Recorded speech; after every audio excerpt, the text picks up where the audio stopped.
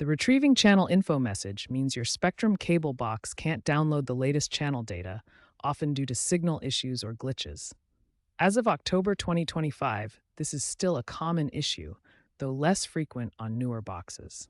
First, check all cable connections are secure. Unplug the power cord from the cable box for 60 seconds and plug it back in. This restarts the box and refreshes the signal. Ensure the coaxial cable is tightly connected to both the wall and the box.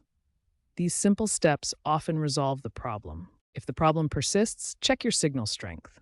Access the cable box's menu by pressing Menu, then Settings, Help, and Info to find signal levels.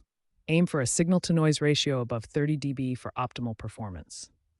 Use the My Spectrum app to send a signal refresh to your box remotely.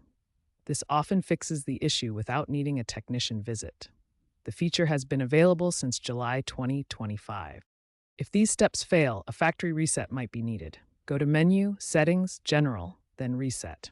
Be aware that this will erase all DVR recordings, so back them up first.